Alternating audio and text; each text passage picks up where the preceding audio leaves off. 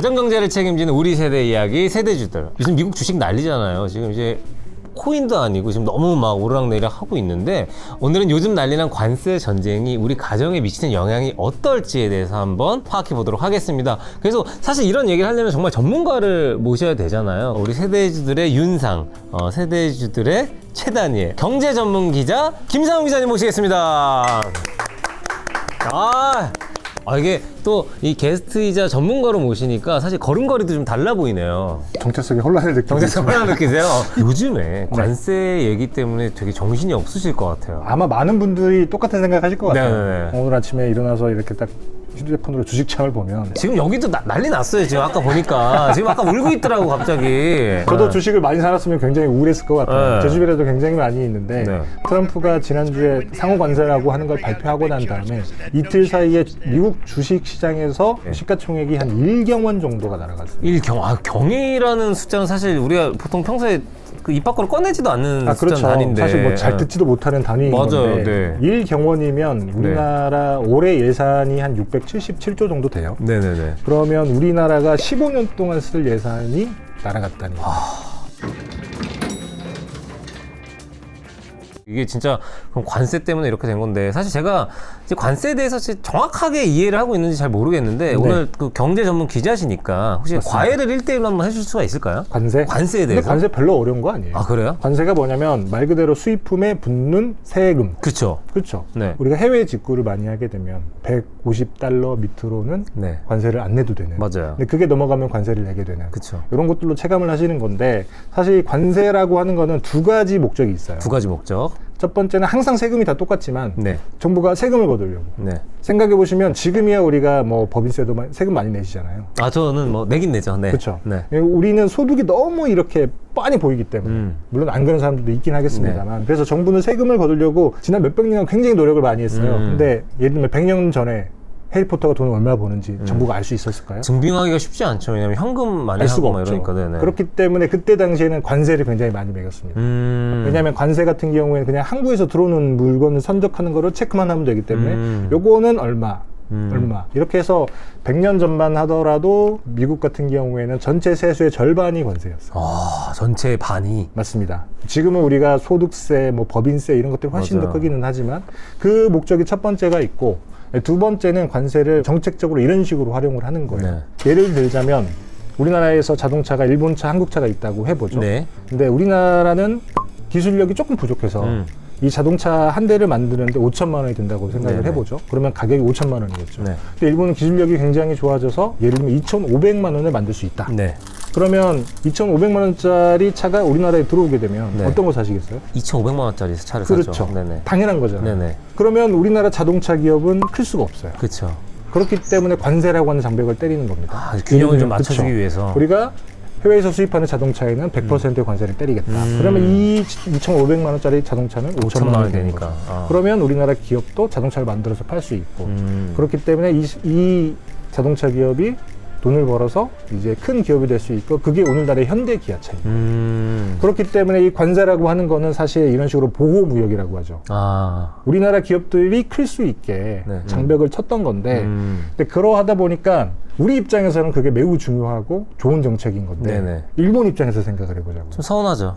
짜증나겠죠. 네네네. 그렇기 때문에 굉장히 짜증이 날 수 있어서 일본도 예를 들면 그럼 뭐 한국에서 다른 제품 일본에 들어오는데 파는데 우리가 여기도 관세를 이만큼 매기겠다 라고 하면 관세가 계속 이렇게 에스컬레이트가 되는 그럼 겁니다. 관세라는 건 그냥 어떤 항목이나 뭐 이런 것 별로 다 매길 수가 있는 거예요? 숫자도 맞습니다. 다르게? 그렇죠. 세금은 그냥 내가 매기고 싶은데 매길 수 있는 거예요. 정부가. 그렇기 때문에 그런 식으로 활용이 될 수 있어서 실제로 100년 전에는 그러했어요. 네네. 너도 관세 올렸네? 그럼 나도 올릴게. 너도 올렸네? 나도 올릴게. 근데 그렇다 보니까 이게 우리한테는 좋지만 사실은 이게 뭐 전문 용어로는 근린 궁핍화 정책. 어렵죠? 근린 궁핍화 정책이요? 네, 어렵긴 하지만 네. 아주 속된 말로 얘기하면 이웃나라 거지 만들기 정책입니다. 그러니까 우리는 돈 벌지만 이웃나라는 거지가 되는. 그렇다 보니까 이제 미국에서 이렇게 하면 안 되겠다. 네네. 이렇게 하니까 미국에서 만든 제품들을 밖에다 팔 수가 없네. 그래서 그때 당시에 미국이 전 세계 국가들의 멱살을 잡고 관세를 끌어내리기 시작하는 거예요. 그래서 지금 한 100년쯤 지난 지금에 봤을 때 전 세계 평균 관세율은 거의 뭐 10% 밑으로 떨어져 있습니다. 그렇죠. 미국 같은 경우에도 한 3% 정도밖에 안 돼요. 엄청 낮아졌네요. 맞습니다. 네. 그렇기 때문에 대한민국이 밖에 나가서 많은 상품을 팔고 네. 돈을 벌 수 있었던 건데 네. 근데 그거를 트럼프 대통령이 지난주에 아예 바꿔버린 겁니다. 사실 트럼프가 그냥 갑자기 뭐 미쳤다고 나 관세 올리겠다 이렇게 하는 건 아니에요. 네. 사실 미국은 어떻게 보면 본인들이 만든 질서이거든요. 네. 관세를 굉장히 낮추는 질서. 근데 그 말인즉슨 미국이 그만큼 혜택을 많이 받다는 얘기겠죠. 네. 근데 딱 2000년 네. 들어서서 이제 중국이라고 하는 나라가 등장을 하기 시작합니다. 중국. 미국의 원래 목적은 중국을 자유무역 체제로 끌고 와서 네. 얘네들을 관세를 낮추게 되면 그러면 본인들도 바깥에 팔아야 되니까 당연히 네. 관세를 낮출 거라고 생각을 했던 거였어요. 네네네. 우리 서방 선진국처럼 네. 이제 시장도 개방하게 되고 정치 체제도 바뀔 수 있고 이런 것들을 목적을 하고 이제 중국을 끌어들였는데 네.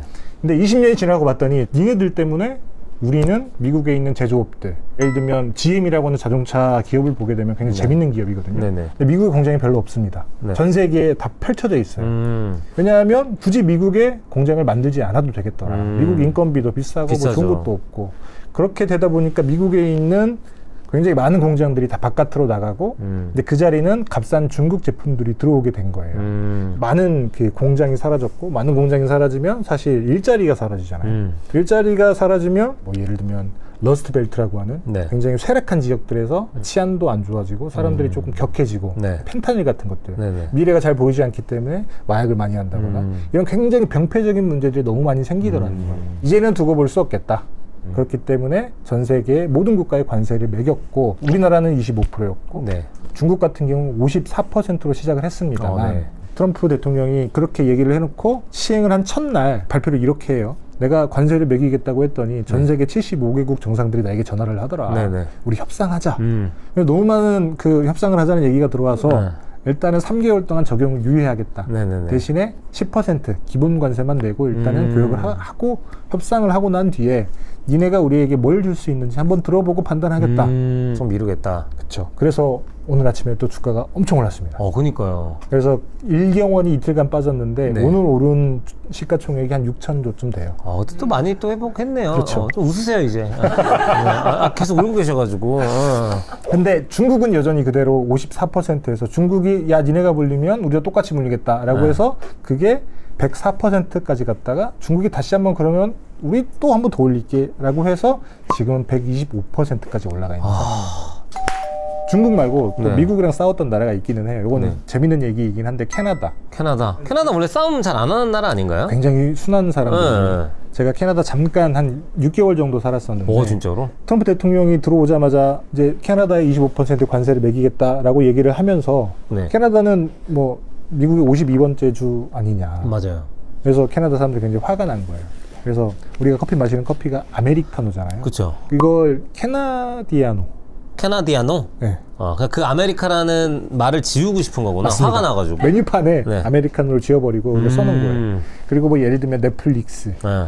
그 다음에 아마존, 네. 스포티파이 어. 이런 것도 구독을 다 끊어버립니다. 어. 사실 그래서 캐나다 같은 나라는 어떻게 보면 미국의 절대 우방국이긴 하지만 중국처럼 한 건 아니지만 우리도 그래도 뭐 밟으면 꿈틀해 뭐 이 정도로 이야기를 하고 있는 상황이긴 합니다. 감정이 안 좋아진 나라들이 이제 많겠네요. 그래서 캐나다에서 굉장히 재밌는 일을 한 것 중에 하나가 뭐였냐면 네.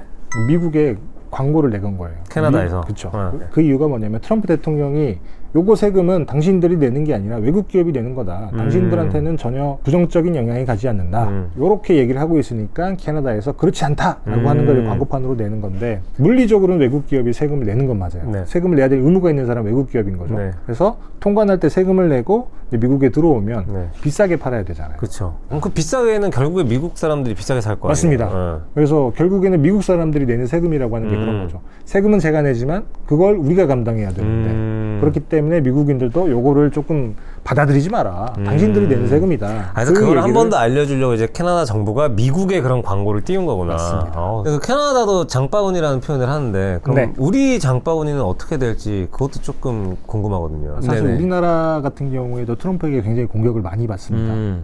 니네도 사실 FTA를 맺기는 했지만 네. 관세율이 높은 게 있지 않느냐. 네네. 사실 조금 우기는 거긴 한데 네. 우리나라 품목 중에서 관세가 가장 높은 게 뭐일 것 같으세요? 힌트를 조금만 주시면 안 힌트 될까요? 먹는 네. 겁니다. 먹는 거? 과일. 땡. 그럼 뭐예요?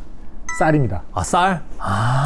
우리나라 그 쌀 재배하고 이런 데가 많으니까. 맞습니다. 관세율이 513%.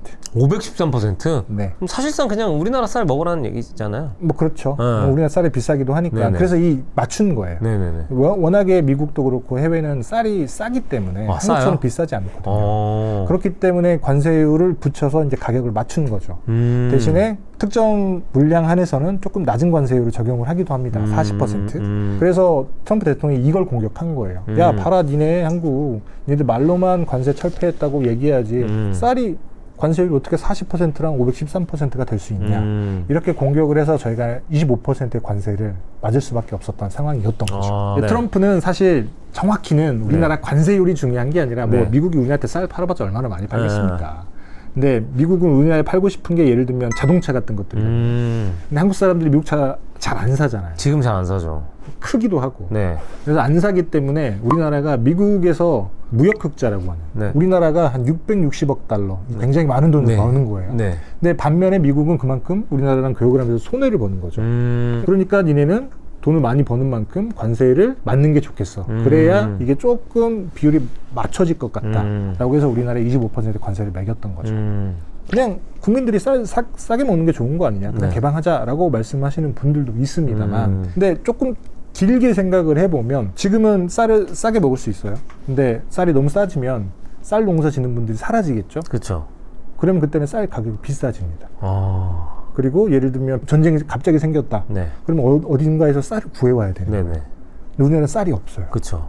이런 문제 때문에 자국 농업이라고 하는 걸 많이 보호하는 거고 사실 농산물은 어떤 나라도 마찬가지예요. 우리나라뿐만 아니라 미국만 그렇지 않은 이유는 미국은 땅덩어리가 너무 넓어요. 비행기로 농사 짓잖아요. 단가가 쌀 수밖에 없어요. 근데 한국은 그렇지 않죠. 그래서 일부 항목이 그렇게 높게 되어 있는 것도 되게 재밌다. 맞습니다. 이런 것들은 우리가 보호해야 되는 것들. 네. 근데 예전에는 대부분을 보호했는데 지금은 거의 다 풀어졌고 그래서 우리나라랑 미국이랑 교역을 하면 굉장히 많은 품목이 있을 거 아니겠습니까? 그중에 98%가 관세가 제로. 그래서 이제 외국 것들도 저희가 조금 합리적인 가격에 그렇죠. 접할 수가 있는 거잖아요. 맞습니다. 근데 아이폰 가격도 이제 300만 원이 된다는데 이게 진짜인가요? 맞습니다. 미국에서 얘기이긴 합니다만 네. 지금 미국에서 아이폰 16 프로 맥스 1TB짜리 그 아이폰의 가격이 1,599달러 정도 해요. 한 240만 원 정도 하네요. 그렇죠. 240만 원 네. 정도 하는 건데 아이폰 같은 경우에는 물량의 한 70%, 80% 정도를 중국에서 생산을 합니다. 그렇죠.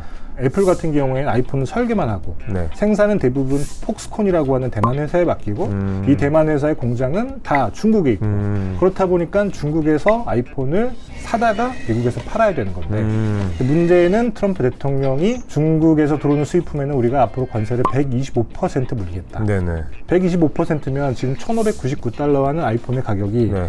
3,600달러가 된다는 얘기예요. 525만 원입니다. 저는 5장 주고 아이폰은 못 살 것 같은데. 네. 그렇죠. 근데 문제는 뭐냐면 아이폰의 가격이 그렇게 오를 수도 있다. 네. 애플의 CEO라고 생각을 해보세요. 네. 그러면 미국에만 그렇게 비싸게 팔아야 되는 거예요. 그러니까요. 그러면 많은 사람들이 아이폰을 사지 않겠죠. 네. 그러면 어떻게 이 손해를 벌충을 하냐. 네. 전 세계의 가격을 올리는 겁니다. 그렇죠.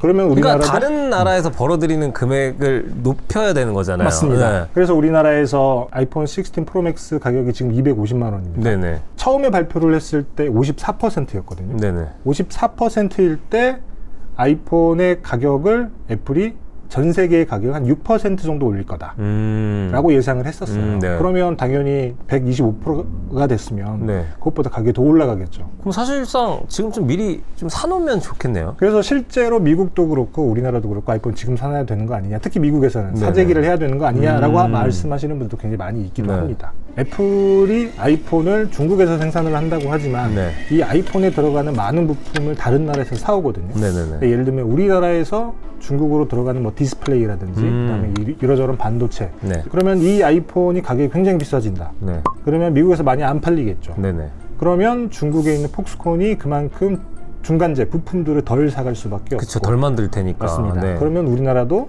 중국에 수출하는 물량이 줄어들 테고. 그쵸. 미국이 단순히 중국의 관세를 많이 물리는 것 뿐인데 우리나라 기업들이 돈을 덜 벌게 되면 당연히 우리 월급 통장에 찍히는 돈도 당연히 줄어들겠죠. 이게 저희 가정 경제에도 타격을 입힐 거란 생각은 못 했는데. 맞습니다. 근데 이게 단순히 아이폰뿐만 아니라 네. 중국에서 수입하는 전 제품이에요. 네. 그렇다 보니까 굉장히 광범위하게 영향이 있을 수밖에 없다는 거죠.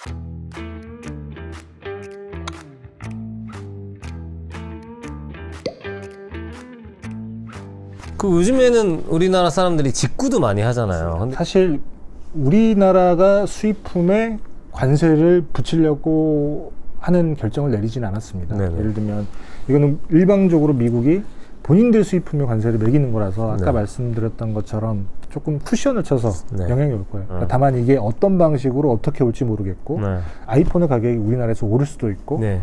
이게 아이폰뿐만 아니라 전반적인 공산품의 가격도 오를 수 있다. 근데 내 지갑은 더 헐거워질 거다. 너무 절망적인 얘기 하는데 그만 듣고 싶네요. 네. 그래서 제가 이게 세상이 되게 바뀌었다는 말씀을 서두에 드렸던 이유가 네. 이제 우리 가정경제도 굉장히 조금 어려워질 거예요. 네. 어느 정도까지 어려울지는 사실 모르겠어요. 왜냐하면 이런 시대를 우리가 겪어본 적이 없으니까. 네. 지금 우리가 생각할 수 있는 거는 최대한 미국의 바지끄댕이를 붙잡고 음. 야 우리 좀 봐주세요. 대신에 우리가 이런 거 할 수 있습니다. 마음에 드십니까? 마음에 드네. 그럼 조금 봐줄게. 딱 요 정도인데 이제 그걸 열심히 하려고 하는데 그게 통할지는 모르겠어요. 시도는 해봐야겠네요. 그래서 열심히 시도를 하려고 하고는 있죠. 네. 굉장히 많은 걸 요구할 거예요. 그때 우리가 생각을 해야 되는 거죠. 야, 우리가 미국한테 이렇게까지 저 자세일 필요가 있냐? 그렇죠. 그게 아니라고 하면 우리가 미국한테 많이 양보를 해야 되는구나. 그러면 우리가 양보할 수 있는 게 뭔지 한번 생각을 해보자. 라고 해서 양보하는 것들을 빨리빨리 찾아내야 되는 거죠. 다만 그게 뭐가 될지는 잘 모르겠습니다. 네, 그럼 앞으로 기자님이 봤을 때 미국과 중국 어떻게 될 것 같으세요? 앞으로 계속 싸울 것 같아요. 계속 싸울 것 같아요? 이전에도 계속 싸워왔고 앞으로도 계속 싸울 텐데 치킨 게임이라고 부르기도 하거든요. 치킨 게임이요? 맞습니다. 그럼 무슨 게임이죠? 예전 영화였던 것 같은데 두 남자 주인공이 네. 이제 차를 타고 서로 이렇게 상대를 방을 향해서 달리는 거예요. 네네네. 그러면 어느 순간에 부딪히겠죠. 그쵸. 근데 부딪히기 싫은 사람은 핸들을 꺾습니다. 쫄리면 피해야죠. 그렇죠. 네. 근데 그걸 이제 겁먹었다고 해서 치킨이라고 불러서 치킨 게임이라고 하는 아, 건데. 그래서 중국이랑 미국이랑 지금 이제 그쵸, 같이 계속 이렇게 부딪히고 있는데. 근데 여기서 쫄린 사람이 핸들을 틀겠죠. 네. 그게 누가 될지는 모르겠어요. 아, 누가 될지 모르겠다. 아. 그리고 정말 중요한 거는 뭐 누가 틀더라도 사실 우린 누군가 핸들을 틀어줬으면 좋겠어요. 네네. 빨리 핸들을 트는 것이 좋다. 그렇죠. 아. 근데 오늘도 좋은 말씀과 또 이거 궁금했던 거를 정말 시원하게 또 해소시켜 주셨기 때문에 제가 또 기자님도 예외 없죠. 선물을. 표정이 시원하시지 않나요? 아니요, 지금 조금 약간 무거운 내용이기 때문에 저도 마냥 웃을 수가 없기 때문에 그런 거지. 선물은 기분 좋게 드리도록 하겠습니다. 자, 내용물도 아실 텐데 저희가 그렇죠. 이제 게스트분들 항상 올 때마다 드리는 그 극세사 수건이에요. 느낌이 이상하네요. 네, 이거 저도 혹시 받을 수 있을까요, 나중에? 저도 자리 바꿔서 언젠가는 한번. 저도 언젠가 근데 제가 전문 지식을 가지고 게스트로 올 수 있는 날이 또 있지 않겠습니까? 여기 올 때는 여러분들에게 조금 재밌고 발랄하고 네. 뭐 이런 말씀들을 전해드리고 싶은데 네네. 세상이 이렇게 돌아가다 보니 항상 그럴 수만은 없고 그렇죠. 또 이렇게 또 들었던 걸 또 저희가 또 잘 이해하고 열심히 살아야 되지 않겠습니까? 치킨 게임이 잘 끝났으면 좋겠네요, 정말로. 네. 끝나고 치킨이나 드시죠, 저는. 네, 맥주 한잔 해서 기분 좀 풀어야 될 것 같아요. 그렇습니다. 그래서 마무리를 해야 되니까 우리가 맨날 하는 루틴 있잖아요. 카메라 보면서 안녕하면서 마무리해야 되죠. 자, 하나, 둘, 셋. 안녕. 재밌게 고소구독은 언제나 껴야 그 힘이 됩니다. 다음에도 또 재밌는 이야기로 찾아올게요. 세대주를